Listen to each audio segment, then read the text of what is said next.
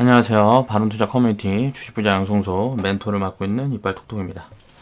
오늘도 서킷 브레이크가 걸리면서 폭락이 진행되고 했는데 도대체 무슨 내용이 나오길래 이렇게 빠지냐 라는 부분을 좀 살펴봤더니 찾아봤더니 뉴욕 시장이 뉴욕에 숨어있는 확진자가 수만 명이 될 수 있다. 그래서 뉴욕 인구의 어쩌고저쩌고 요런 코멘트들이 나오면서 미국 선물이 하한가로 직행하는 요런 흐름들이 우리나라 장중에 나온 것 같아요. 거기에 이제 연동돼 가지고 그때부터 이제 폭락이 시작됐다고 보면 될 것 같고요. 그 시점이랑 되게 맞아 들어가는 것 같고, 또 유럽에서는 독일에서는 독일 인구의 70%가 감염될 가능성이 있다. 요런 식으로 자꾸 공포를 조장하는 그런 발언들이 정부에서 이게 나오고 있는데, 이게 왜 이러는 건지를 모르겠어요. 도대체 애초에 이럴 거였으면 처음부터 우리나라처럼 진단 좀 빨리빨리 해가지고 어떻게 대책을 세우든가 하지, 지금 와서 요러는 이유를 도저히 알지 못하겠습니다. 아무튼간 우리나라 증시가 지금 이렇게 빠지는 건, 우리나라는 이제 수출 비중이 높고 뭐하고 하다 보니까 우리나라랑 대만이 오늘 이제 좀 많이 작살난 것 같은데, 아시아 증시 중에서는 미국하고 유럽에 이런 리스크들이 있으면 우리나라는 일단 수출 비중이 높은 나라니까, 유럽은 제가 알기로는 한 10% 정도, 우리나라 전체 수출 비중에서 10%, 글쎄요, 이렇게 되는 걸로 알고 있고, 미국이랑 합해갖고 한 20% 30% 되는 걸로 알고 있습니다. 우리나라 수출 비중이 이게 꽝이 되는 부분들을 반영해서 지금 빠진다? 중국 같은 경우는 이제 잡혔다고 보면 되니까요. 중국 수출 비중은 다시 살아나겠죠. 그런데 이제 미국이나 유럽에 이게 0이 될 가능성이 있을까?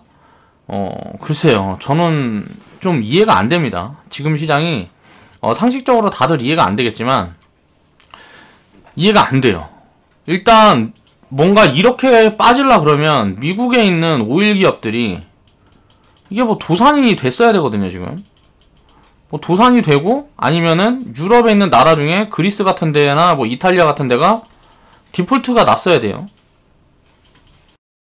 디폴트가 돼서 이탈리아나 그리스가 망했다, 그럼 이해가 되겠어요. 그럼 이거 단기적으로 이렇게 충격이 있다라는 게 이해가 되겠는데, 또 그리스 국채를 사준대요.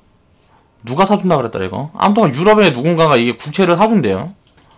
그러면은 이건 디폴트도 아니고, 미국 오일 기업 같은 데도 보면 미국에서 트럼프가 어저께인가 그저께인가 얘기한 거 보면은 이거 원유 이거 사서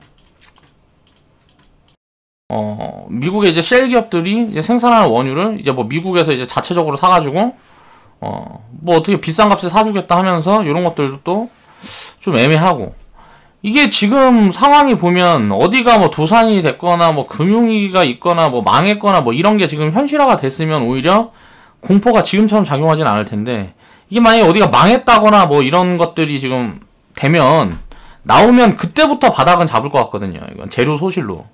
그러니까 불확실성이 크다 보니까 계속 지금 흔들리는 것 같은데, 코로나 문제로 이런 부분들이 진행이 된다는 게 또 이해가 되지 않아요. 왜냐면 이건 치사율이 이탈리아가 높다 그래도 제가 알고 있기로는 한 3-4% 되는 걸로 알고 있거든요. 이탈리아가 치사율이. 우리나라 같은 경우 0.7%예요.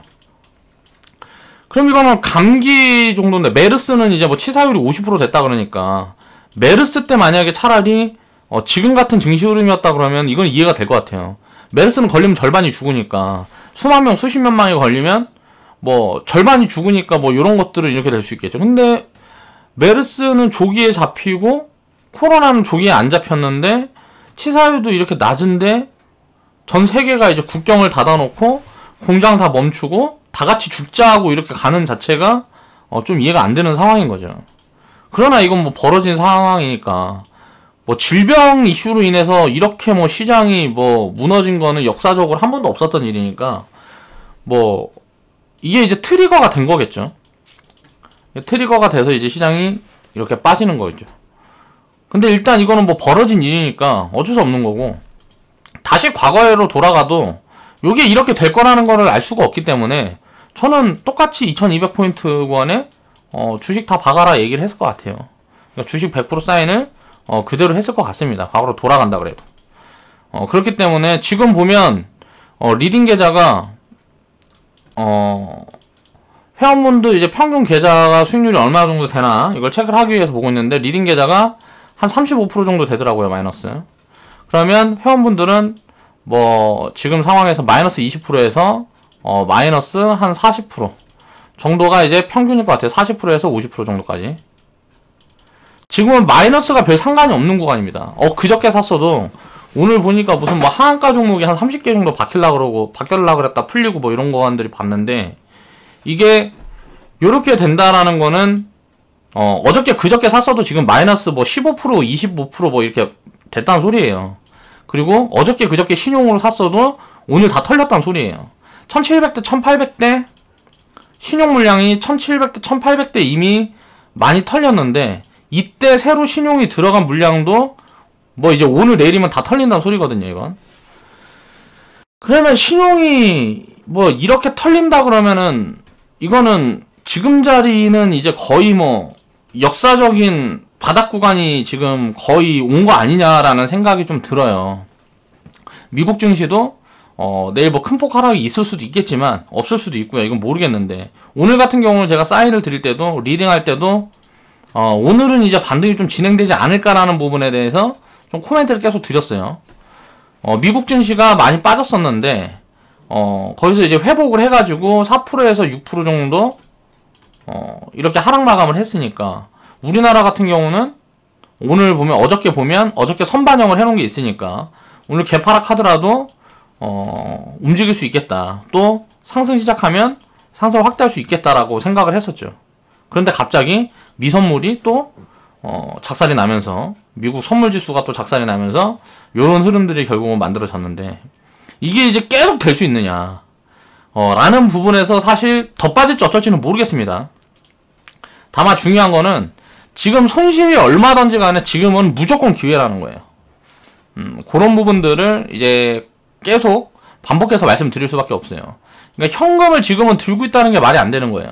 지금 투자를 시작한다 그러는 사람들은 들어왔다가도 무조건 다 손절치고 나가는 자리예요. 그러니까 지금 주식 투자를 하고 있는 분들은 현금이라는 게 있다는 것도 사실 말이 안 되는 거고, 현금이 있으면, 그러니까 예를 들어서 뭐 배당이 이제 4월달에 들어온다거나 아니면은 뭐 조금씩 저축식으로 더 집어넣는 분들은 계속 하던 대로 그냥 굉장히 좋은 자리라는 거죠. 지금 사는 포지션들은 당연히 그렇다고 봐야 되고, 그냥 뭐 그런 여력이 없는 분들은 가진 거 갖고 견디면 다 돌려줍니다. 제가 생각했을 때는 금방 계좌 수익률이 많이 좋아지는 구간들이 생각보다 그렇게 길게 오래 걸리지 않을 거라고 생각하고 있어요. 1, 2년 안에는 회원분들 계좌가 지금 구간에서는 이제 뭐 대부분 다 더블 이상은 나올 수 있지 않을까. 마이너스 한 50% 이내에 있는 계좌 같은 경우는 그럴 거라고 생각을 하고 있기 때문에, 이런 부분들을 왜 내가 그렇게 생각을 하고 그런 부분들이 어떻게 그렇게 진행이 되는지 거기에 대한 이야기를 오늘은 좀 한번 해보겠습니다. 중요한 거는 지금 지수 자리는 앞으로 평생 안 올 겁니다. 지금 이 영상을 보고 계시는 분들이나 제가 죽을 때까지 지금 지수 자리는 앞으로 평생 안 올 거는 거의 확률 99%라고 생각을 합니다. 여기에서 이제 바닥이 어디든지 간에 밟고 올라가면 이제 이 자리는 평생 안 오는 자리예요. 요즘 뭐 보니까 전문가 방송에서도 그렇고 보니까 무슨 뭐 그림 맞추기 하고 뭐 그런 거 해갖고 이야기하는 사람들이 굉장히 많아요. 800포인트 890포인트인가 이때 2008년도에 밟았던 자리죠. 요 자리까지 다시 갈 거다, 요 자리를 깨고 갈 거다, 뭐 별놈 소리들이 많은데 이건 아무런 근거가 없는 소리란 말이에요. 그래서 오늘 또 이런 근거에 대한 이야기를 한번 해보겠습니다. 2020년도 3월 19일 목요일에 제작한 영상이고요. 지금 손실이 찍혀있는 것들도 안 팔면 손실이 아닙니다. 지금 팔면은 이제 진짜 움직이거나 뭐 반등이 조금 들어오면 다시 못 삽니다. 이게 하도 흔드니까 다시 살 수도 없어요. 그러니까 갖고 있는 거 갖고 있고 이제 뭐 추가 매수하는 것들은 이제 들어갈 수 있지만, 뭐 팔았다 다시 사는 거는 불가능에 가깝다고 보면 돼요. 지금부터는. 예, 당분간은. 그러면은 한참 있다 이제 다시 뭐 주식 투자 시작하든지 해야 될 거란 말이에요.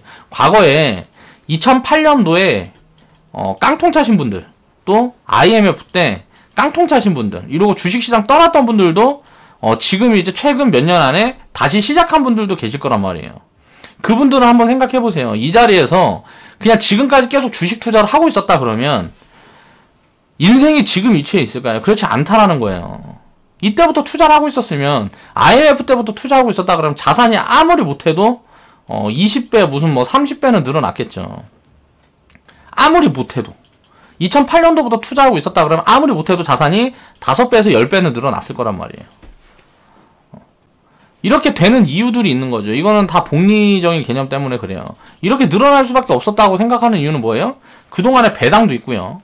이제 배당 성장률도 엄청납니다. 그 부분을 이제 내가 통계적으로 데이터로 잡아놓지 못해서 모르지만 간단하게 그냥 생각을 해보면 삼성전자가 옛날에 600원대 배당을 주던 거랑 IMF 때 600원이었어요. 자, 600원에서 고점이 2,600원이었습니다.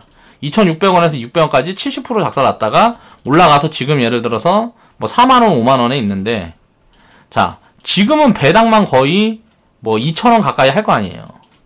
뭐 3% 하면 6만원, 뭐 여기서 6만원 여기에서 이제 3% 하면 한 2,000원 정도 되니까 2,000원 금방 한다 그러면 이게 이때 당시에 투자금만큼씩을 주는 거잖아요. 배당으로. 자, 이게 삼성전자만이 아니고 전체 기업들이 배당이라는 거는 지수에 녹아있는 게 아니란 말이에요. 지수 상승률이 2008년도에 무슨 뭐 800포인트에서 2000포인트, 지금 2600포인트까지 갔다고 3배가 올라간 게 아니에요. 훨씬 더 많이 올라간 거란 말이에요. 이 배당이라는 것들 생각을 해보면 IMF 때 이때 당시에 지수 포인트가 뭐 200에서 400포인트에서 2600까지 올라오면 이게 5배 올라온 게 아니란 말이에요. 이거는 배당 같은 것까지 생각을 해보면 수십 배 된단 말이에요. 그런 기본적인 것들을 이해를 해야 된다는 거죠. 그게 이제 가치니까. 그러면 우리가 볼 때 지금 변동성이라는 거는 가치를 무시하고 지금 움직이는 이 변동성으로 사람들이 지금은 어때요? 가치를 믿지 못하는 시기란 말이에요. 이럴 때일수록 이걸 봐야 돼요. 그래서 지금은 얼마나 싸고 이게 말이 되는 가격이 아니라 그러면 그냥 버티면 되는 거예요. 지금은 말이 되지 않는 진짜 뭐 역사적으로 99% 막 90% 할인해 갖고 여러분들한테 주식을 파는 시기라고 생각을 하시면 돼요. 자, 보겠습니다. 신용이 거의 뭐 하루에 1조씩 날아가는 처음 보는 시장 흐름입니다. 이런 변동성은 저는 이제 주식이라는 걸 저도 한 20년 넘게 접하고 거의 뭐 한 30년 가까이, 30년 좀 안 되게, 제가 나이가 지금 37이니까 열 몇 살, 20년 가까이 접한 것 같아요. 20년 가까이. 이제 20년 가까이 접했는데 처음 봤어요. 처음. 저도 이렇게 막 흔드는 건 처음 봤는데 변하지 않는다라는 거죠. 근데 왜 겁내지 않을까요? 전 겁은 안 나거든요. 마음이 불편할 뿐이지. 그러니까 마음은 당연히 불편할 수밖에 없죠. 그리고 막 사람이다 보니까 감정적으로 화도 나고 속상하고 이거 당연한 거예요. 근데 그런 것들을 이겨내야 되는 거는 역사적으로 주가가 가치에 따라서 움직인다라는 걸 믿기 때문이에요. 그러지 않은 적이 한 번도 없으니까. 만약에 이런 게 통하지 않았다 그러면 워렌 버핏 할아버지는 나올 수가 없어요. 피터 린치 할아버지는 나올 수가 없단 말이에요. 레이 달리오라는 사람도 나올 수가 없죠. 이 투자 시장에서 크게 성장해가지고 무언가 이름을 떨치고 있는 사람들은 만들어질 수가 없단 말이에요. 가치라는 게 적용이 되지 않으면 그 사람들이 그만큼 자산을 불릴 수가 없었어요. 그건 불가능한 거니까. 이런 걸 이해를 해야 됩니다. 자, 주식담보 신용은 지금 100% 다 깡통났다고 보면 됩니다. 이틀 3일 전에 1700포인트, 1800포인트에서 신용 쓴 사람들도 지금은 다 깡통이에요. 2, 3일 만에 다 깡통난 거예요. 자, 신용 흐름을 보면 18년 10월 달에는 9조 정도가 이제 뭐 바닥을 잡는 그런 자리였어요. 19년 8월 달에는 8조 정도 잡는 자리였어요. 요번에는 자, 지수가 막 2000포인트에서 막 이렇게 1900포인트 내려오고 1800포인트 내려왔는데 신용이 안 털렸어요. 그래가지고 야, 이거 여기서 올라가고 하면 저는 이제 이렇게 생각해서 회원분들한테 이런 코멘트도 드렸단 말이에요. 이 신용이 지금 바뀌는 것 같다. 손바뀜이 일어나는 것 같다. 그래가지고 신용이 계속 뭐 늘고 뭐하고 해도 지금 시장이 여기서 돌아선다고만 하면 개인 투자자들이 무조건 이기는 시장도 나올 수 있지 않겠냐. 물론 지금 근데 이제 현물로 들어오는 개인 자금들은 지금 자리에서 버티기만 하면 무조건 이기는 포지션이겠죠. 그 사람들이 버틸 수 있을지 어쩔지는 모르지만 만약에 공력이 있는 사람, 주식시장에 대한 경험이 있는 사람들이라 그러면 아주 좋은 자리에 들어온 건데, 경험이 없다 그러면 조금 먹고 털리든가, 아니면 뭐 그런 시점이 될 거예요. 그리고 진짜 본격적으로 돈이 들어오는 시점은 지수가 막 2300포인트 넘어가고 3000포인트 넘어가고 이렇게 해서 불마켓이 이제 시작이 되는 흐름들이 보이면 이때부터 유동자금은 본격적으로 들어오면서 인플레를 발생시킬 거란 말이에요. 그래서 지금 시장은 저는 이제 여기 지나가면 진짜로 4000, 5000포인트 넘어가는 구간을 우리가 구경을 할 수 있을 것 같아요. 요런 식으로 그냥 물량을 다 털어버리면 요 다음에는 그렇게 막 매수세가 심하게 들어오지 않아도 쉽게 올라가는 장들이 옵니다. 글로벌 시장에서 지금 버블 있는 장이 아무도 없단 말이에요. 미국도 지금은 이제 저평가 구간으로 내려온 것 같아요. 미국 시장도 저평가 구간으로 거의 내려온 것 같아요. 그러니까 달러를 이제 기축통화라고 이제 인정을 해줬다 그랬을 때 다른 나라들보다 프리미엄을 한 10%, 20% 더 준다 그랬으면 준다고 보면 미국 시장도 지금은 저평가 구간까지 내려온 게 아니냐라는 생각이 들어요. 유럽 같은 경우는 뭐 절대 저평가일 거고 신흥국들은 뭐 말할 것도 없고요. 그러면 이런 시장에서는 돈은 결국은 위험자산으로 들어올 수밖에 없는 거죠. 그 시점이 어디냐가 문제인데 그건 이제 알 수 없는 거니까 버텨야 된다라는 거죠. 2008년도에 자 800포인트 구간대가 신용이 거의 한 6조 정도 있었던 걸로 저는 알고 있습니다. 요것도 어디에서 남이 해놓은 데이터를 제가 본 거라서 이게 이제 확실한지는 모르겠지만 아무튼 요런 걸로 알고 있어요. 그런 내용에서 이제 정리를 해보면 지금 지수 포인트가 그냥 1500이라고 잡고요. 1500이면 800포인트가 거의 더블이니까 신용이 한 12조까지는 부담이 안 되는, 상대적으로 비교를 해보면 부담이 안 되는 구간이라고 볼 수 있단 말이에요. 근데 3월 16일 그저께 보면 하루 만에 신용이 1조씩 털립니다. 신용이 1조 털렸어요. 근데 지금 1500포인트 1500대로 그 다음날 내려왔잖아요. 장마판에. 그래서 그 신용이 이게 또 줄었을 거란 말이에요. 오늘 아마 신용이 제가 생각했을 때 6조 밑으로 내려가지 않았을까 싶어요. 그러니까 지금은 이제 신용이 이제 물갈이 탔던 사람들이 다 죽어버린 거죠. 뭐 2, 3일 만에 깡통 나는 흐름들이 나왔을 것 같아요. 요런 부분들이 잠잠해지면 어떻게 될까요? 이제 매물이 없어져요, 매물이. 그러니까 매물이 이제 매물을 부르는 지금 그런 상황들이 지금 나오고 있는 것 같은데 이게 이제 잠잠해지기 시작하면 외인들이 지금 파는 것도 이게 한계가 있단 말이에요. 물론 펀드 같은 경우에서 이제 뭐 펀드 해지를 하게 되면 펀드 해지를 하게 되면 당연히 팔아서 줘야 되니까, 고객들한테 줘야 되니까 그렇게 팔아서 주는 돈들이 있겠죠. 지금 그러면 어디 자금이 빠지고 있을까 보면 지금 미국이라든가 유럽 자금들이 빠지고 있을 거란 말이에요. 이 자금들이 지금 우리나라고 뭐 대만이고 글로벌 전체적으로 신흥국 시장에서 많이 빠진다고 보면 되겠죠. 우리나라가 외환보유고가 보니까 얼마래더라? 아무튼 외환보유고가 많아서 외환위기가 일어날 가능성도 작아 보여요. 차라리 외환위기가 딱 일어났다라고 발표가 딱 되면 물가 폭등하면서 그때부터는 또 시장은 돌아설 텐데 요런 거는 사실 오면 안 되고, 이런 게 오면은 뭐 서민들 다 뒤지는 거니까. 그러니까 이게 이 가능성도 되게 작아 보이고 리스크가 보여지는 것들은 많은데 이제 보여지는 건 맞죠. 근데 그게 확인된 게 없으니까 자꾸 불안감을 증폭시키는 그런 부분들이 글로벌 증시에서 나오는 것 같아요. 그리고 가장 큰 영향은 제가 자꾸 본 적 없는 시장이다라는 얘기 자꾸 드리는 이유가 뭐냐면 그동안 이제 프로그램으로 해서 사람들이 사고팔고를 하는 게 아니고 기계가 강제적으로 사고팔고 하는 그런 시스템적인 부분들이 전 세계적으로 진행이 됐단 말이에요. 그렇다 보니까 강제적으로 기계가 파는 매도들이 너무 강해지는 것 같아요. 자, 패시브 자금이라 그래서 지수를 사는, 자, 평균을 취하자는 지수를 사는 그런 공적 자금들이 굉장히 많았는데 요런 부분에서 리스크가 보이면 프로그램들이 자동으로 그냥 매도 입력을 하는 그런 부분들 때문에 전 세계적으로 이런 지금 패닉셀의 흐름들이 진행이 되는 게 아닌가 라고 생각을 해봅니다. 결론은 뭐냐면 방법이 없습니다. 그냥 견디면 됩니다. 여기에서 이야기하는 것처럼 안 팔면 손실이 아니에요. 지금 손실이 찍혀 있는 거지 안 팔면 됩니다. 되돌릴 때까지 안 팔리면 돼요.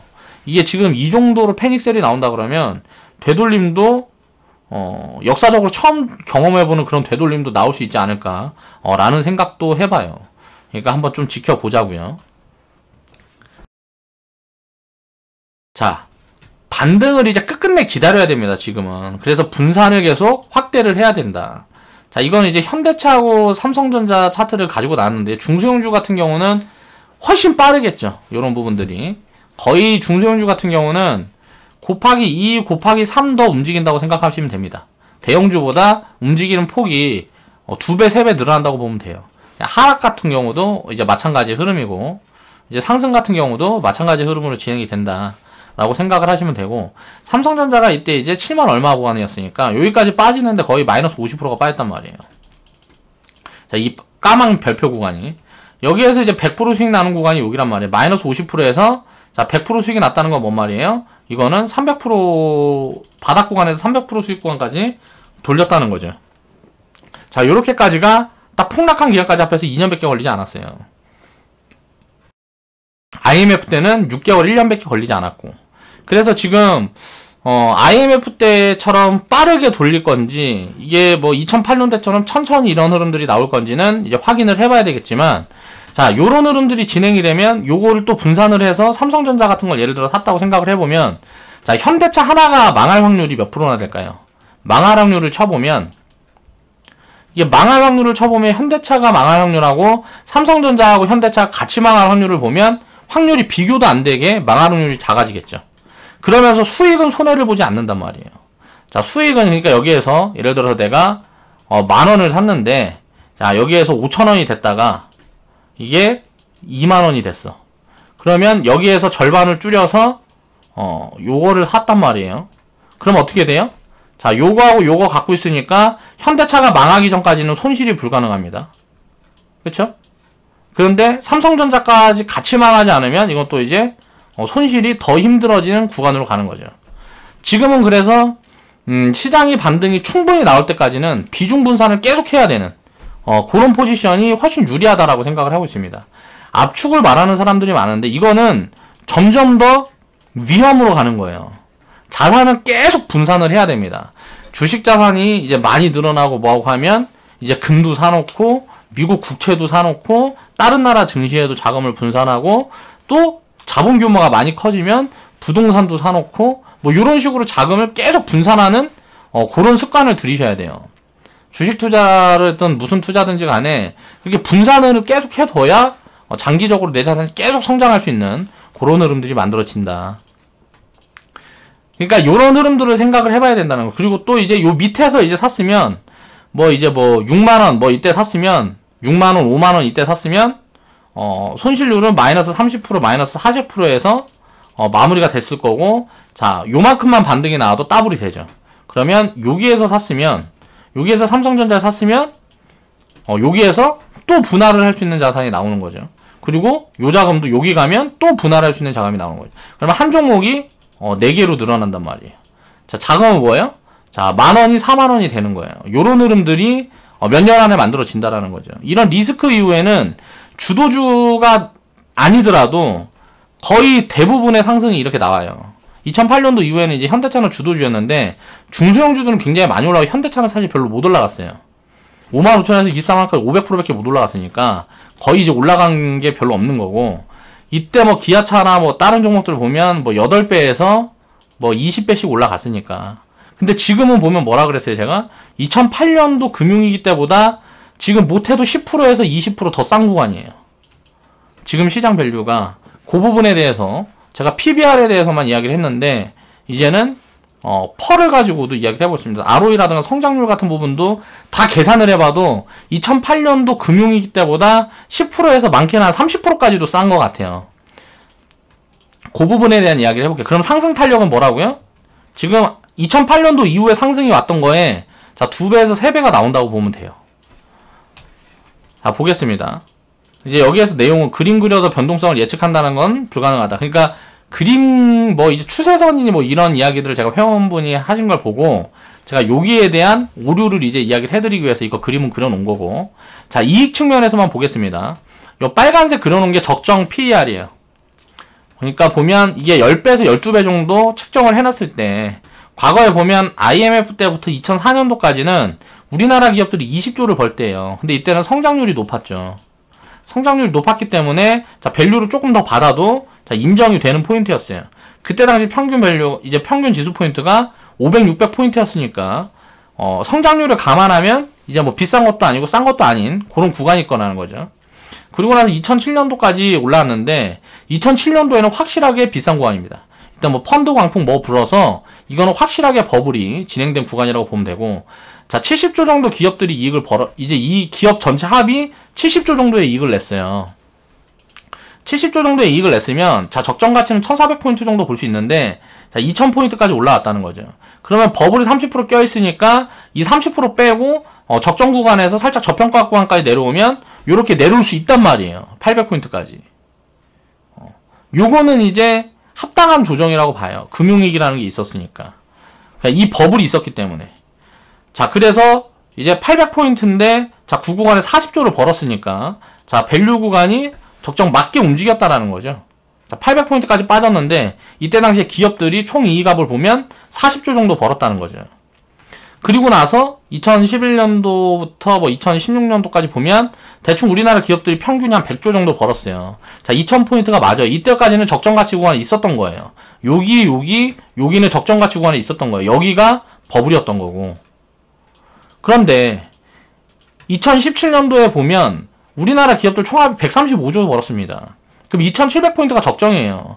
2600포인트까지 올랐다 내려왔으면 이건 버블이 아닌데 밀린 거란 말이에요. 버블이 없었단 말이에요. 그리고 2018년도에도 보면 사상 최대 실적이 났습니다. 기업들이. 자, 145조를 벌었는데 이때 당시 적정 가치는 2900포인트죠. 그러면 적정 가치는 2900포인트인데 이때 미중 무역 분쟁 뭐 이런 걸로 많이 빠졌으니까 여기는 어디예요? 무조건 박아야 되는 구간이에요. 그러니까 엄청 저평가 구간이라서 무조건 주식을 사야 되는 구간이라고요. 지금 돌려봐도. 근데 결국은 결과론적으로는 어때요? 가치를 무시하고 이만큼 내려왔어요. 그러면 이게 만약에 합당한 가치 수준이 되려 그러면 기업이익이 지금 1400포인트까지 내려왔으니까 70조에서 80조 사이를 벌어야 된단 말이에요. 우리나라 기업들이. 근데 이걸 까놓고 보면 삼성전자 하나만 놓고 봐도 지금 30조 정도 찍힌단 말이에요. 올해 가이던스가. 근데 1분기는 지금 서프라이즈가 지금 이야기가 되고 있어요. 코로나가 만약에 2분기, 3분기에 진짜 영향을 좀 반도체 뭐 여기에 업황에 영향을 줘가지고 이게 작살나도 한 삼성전자가 15조에서 20조 정도까지 한 30% 이상 올해 가이던스가 작살이 나야 이게 가능한 거죠.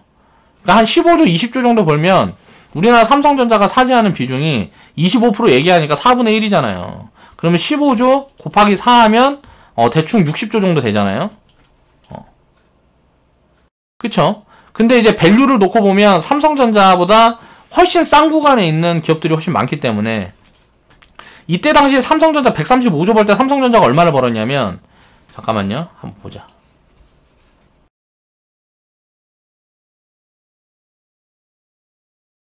삼성전자가 135조를 벌 때 44조를 벌었단 말이에요. 그러면 135조에서 44조를 빼면 90조잖아요. 그쵸?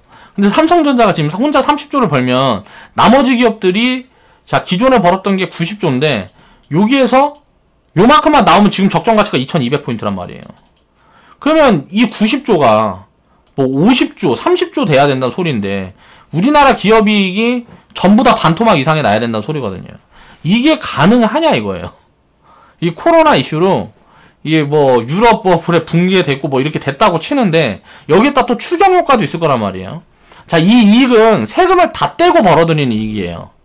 이 이익이라는 거는 이게 총합은 세금 다 빼고 자, 뭐 낼 거 내고 직원들 월급 줄 거 주고 다 한 다음에 남는 총 순이익이란 말이에요. 근데 여기다가 세금 감면 막 이런 이야기들이 전 세계적으로 나오고 있죠. 법인세 뭐 줄이고.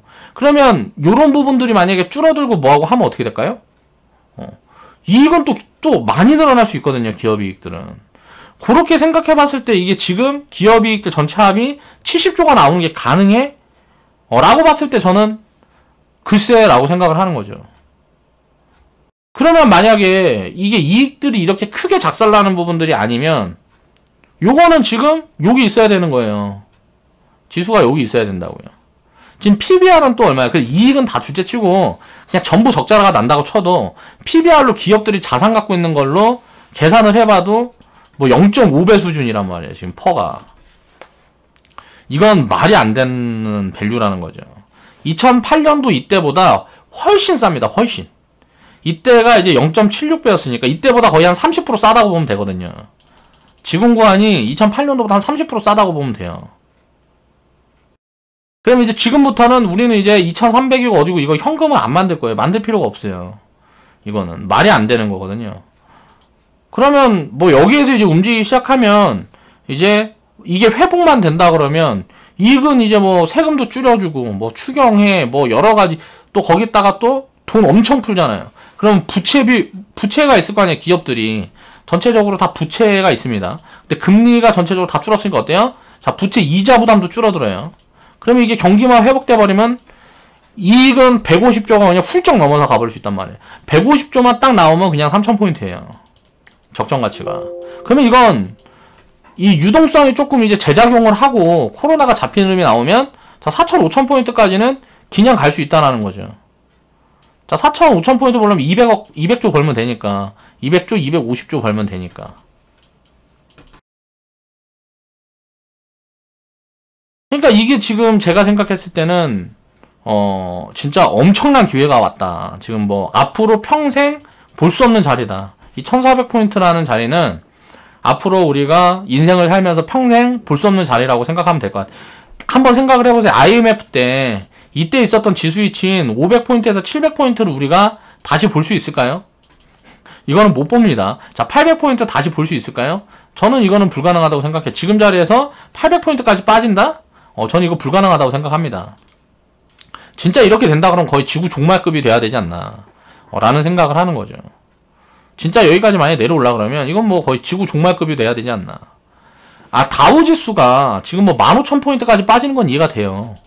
다우지수가 15,000포인트까지 빠지면 뭐 한 10배 수준 되는 거거든요.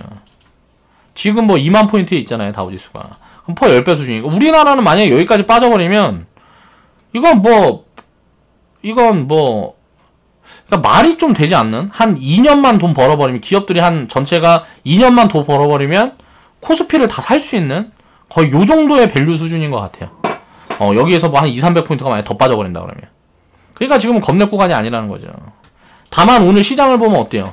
막 이거는 뭐 가치고 뭐고 그걸 떠나서 이걸 무시하고 그냥 패닉셀이 나오니까 시장이 뭐 크게 무너지죠. 뭐 물량도 많이 나온 것도 아니에요. 그 전에 이제 물량 많이 나올 때 보면 막 1조 3천원, 1조 막 조 단위가 나와도 매물이 막 조 단위가 나와도 이렇게 빠지지 않았는데 오늘은 뭐 외인 팔아봐야 한 6, 7천억밖에 안 팔았단 말이에요. 그러면 물량이 작은데도 이렇게 나온다는 거는 자, 계산이 안 나오거든. 반대 매매 말고는 설명이 안 돼요.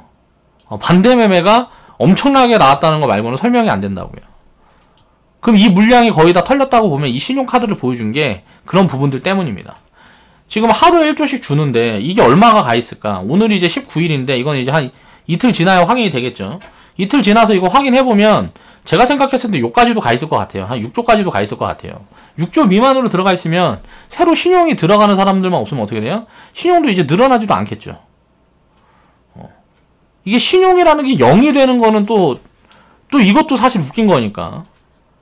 그럼 시장이 이제 뭐 돌아서고 뭐하고 하면 또 신용이 늘고 뭐하고 하면 또 흔들리고 뭐 이런 부분들은 나올 수 있겠지만 이거는 제가 생각했을 때는 거의 진짜 말이 안 되는 그러니까 이런 변동성을 처음 보고 그게 중요한 게 아니고 뭐를 지금 그럼 반영하고 있냐.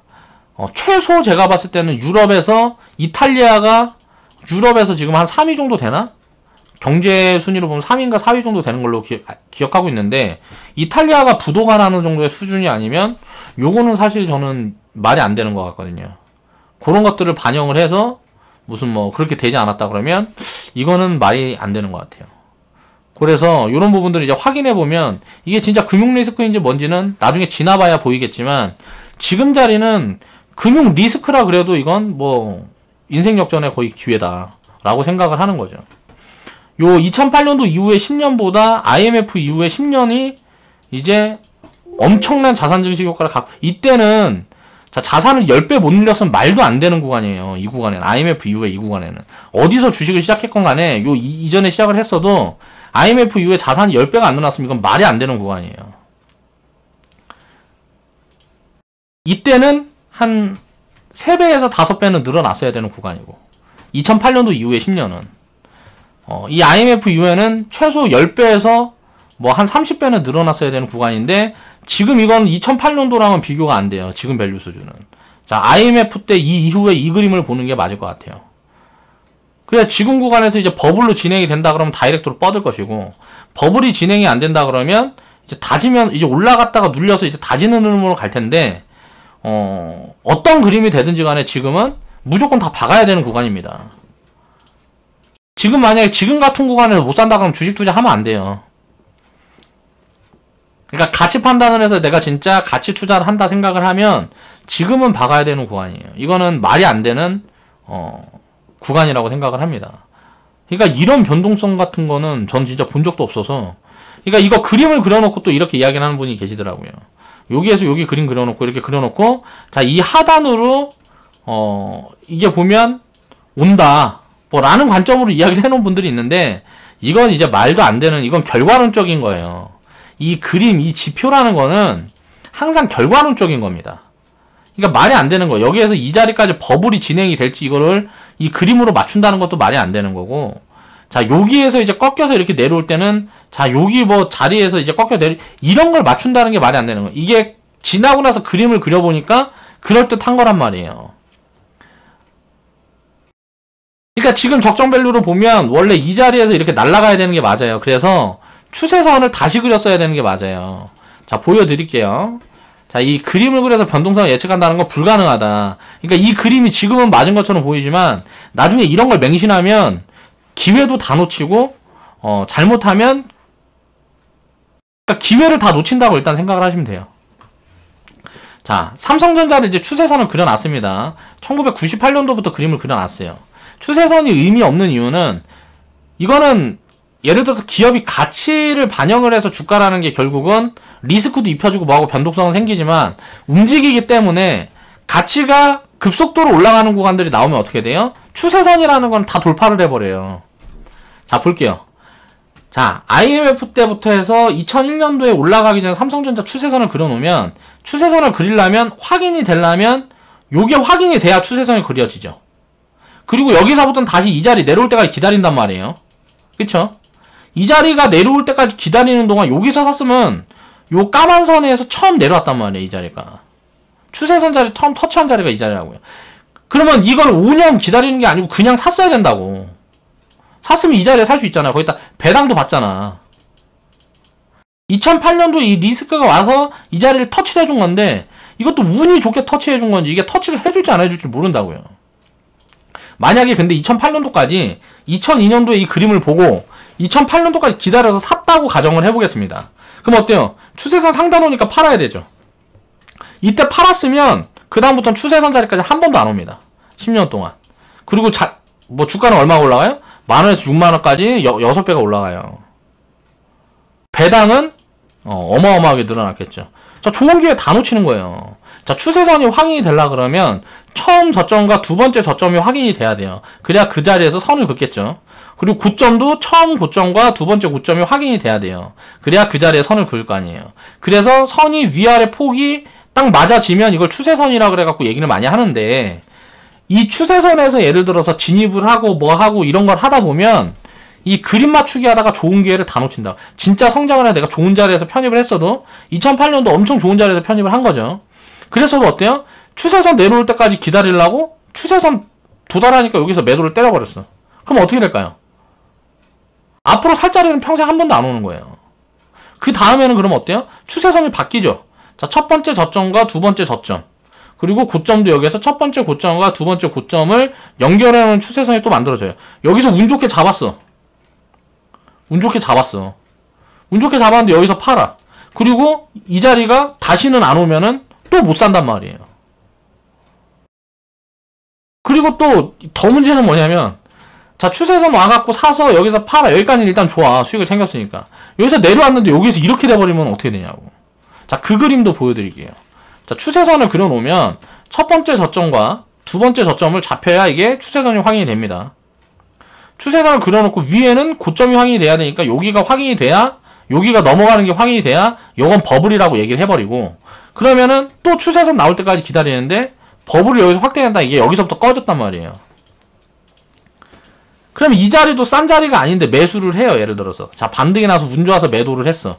자, 그래서 수익을 무슨 뭐 100% 냈다고 치자고요. 100%, 200% 냈어. 자, 기다렸다가 다시 추세선 자리에 내려오니까 기회닭으로 샀는데 이렇게 돼버리면 어떻게 할 건데? 이건 이제 여기서 어떻게 대응할 건데요?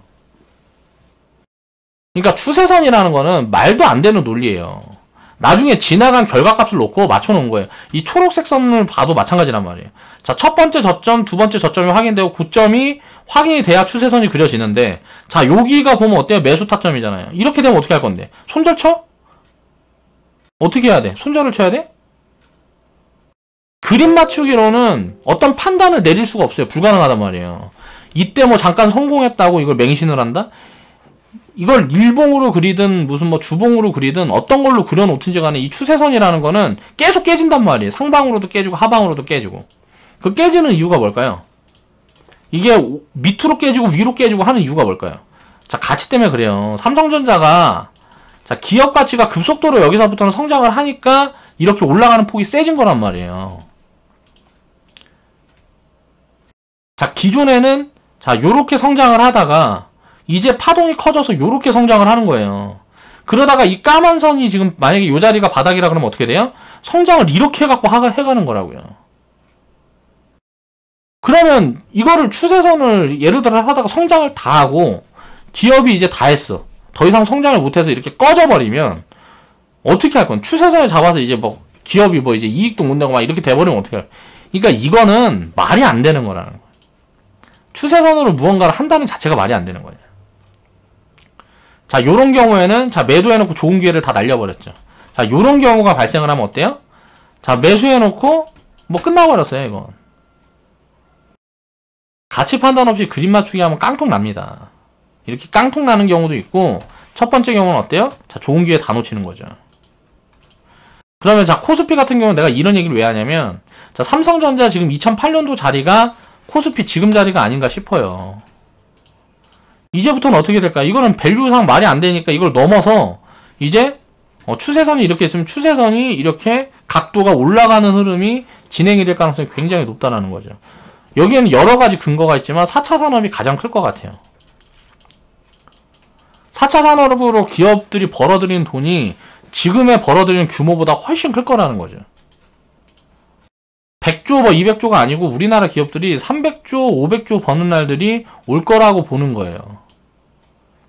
다 따져봐도 이런 근거를 또 생각을 해보면 우리나라 보면 어때? 이번에도 자, 통신이 우리나라가 지금 뭐 확진자 검사하고 뭐하고 추적을 하고 하는데 우리나라 5G 자, 이 통신 인프라가 엄청나게 크게 작용을 해줬습니다. 미국이나 유럽이나 이런 데들은 이런 걸 할 수가 없어요. 땅덩이가 넓고 인구가 작기 때문에 그 작은 인구를 위해서 그런 인프라를 다 까는 비용을 많이 들이는 공사들을 할 수가 없단 말이에요. 우리나라는 땅덩이가 적으니까 이런 인프라 같은 게 구축이 돼 있기 때문에 이 기술이 굉장히 발달되어 있다고요. 그럼 4차 산업이 이제 진행이 되고 뭐하고 하면 전 세계적으로 엄청난 인프라가 들어가고 뭐하고 할 텐데 이 기술력이 어떻게 돼요? 많이 팔아먹을 수 있겠죠. 자, 반도체 같은 경우도 마찬가지예요. 4차 산업의 석유란 말이에요, 석유. 지금 뭐 러시아하고 사우디하고 지네들이 다 먹겠다고 싸우고 있는 거잖아. 치킨게임 하고 있는 거잖아. 우리나라 치킨게임 끝나갖고 성장해갖고 우리나라 1위, 2위가 다 있어요. 우리나라에. 삼성전자, 하이닉스가 다 있잖아요. 1위, 2위가. 4차 산업의 석유예요. 반도체가. 지금도 보면 뭐 클라우드 서비스가 막 이 코로나 이것 때문에 반도체도 오히려 호재인 게 지금 보면 뭐 반도체 가격이 지금 코로나 이슈 이걸로도 지금 뭐 안 무너지고 계속 올라가고 있거든요. 그런 이유들이 뭐냐면 뭐 온라인 수요가 폭증하면서 온라인 쇼핑 이런 게 폭증한 거예요. 아마존 같은 데나 뭐 이런 데도 매출이 막 엄청나게 늘어나고 있다고요. 이런 것들이 왜 그럴까요? 지금 막 길거리 돌아다니지도 못하니까 다 온라인으로 주문하고 뭐하고 하는 거란 말이에요. 그러니까 어때요?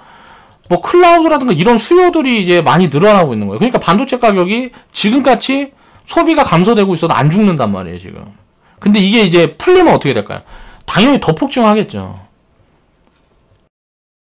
그러면 우리나라 기업들이 지금 삼성전자가 혼자 40조 벌었는데 이때 135조 벌 때 혼자 40조 벌었어요, 삼성전자가.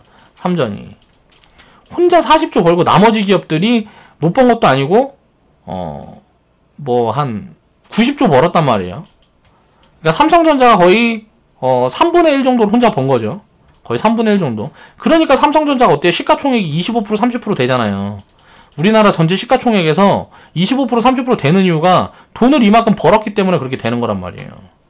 지금 올해도 가이던스 보면 추정치가 2017년도 이때보다는 많이 내려오지만 지금 한 30조 정도 찍히거든요. 근데 이게 서프라이즈 나올 가능성도 이야기가 나온단 말이에요.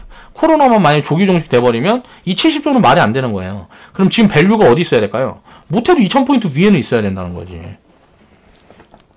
그러니까 가치로 판단했을 때 말도 안 되는 자리인데 이 가치를 무시하면 주식 투자를 할 수가 없어요.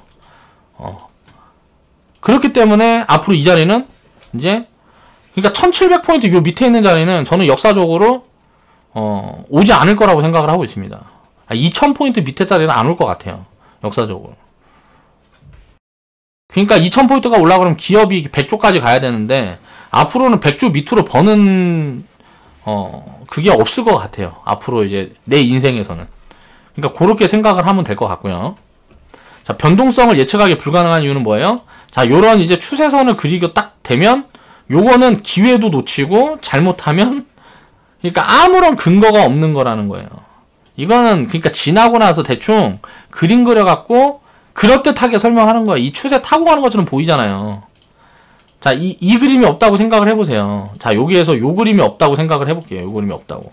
그러면 어때요? 야, 10년, 20년 동안 요 그림 안에서 이렇게 가는 것 같잖아요. 딱 느낌이 그렇잖아요, 이게. 그러니까 사람들이 요게 맹신을 하는 거예요. 근데 사실 요걸 근거로 내가 어떤 투자 판단을 내릴 수 있는 근거가 하나도 없는 거예요. 그렇기 때문에 보면 안 된다는 거죠.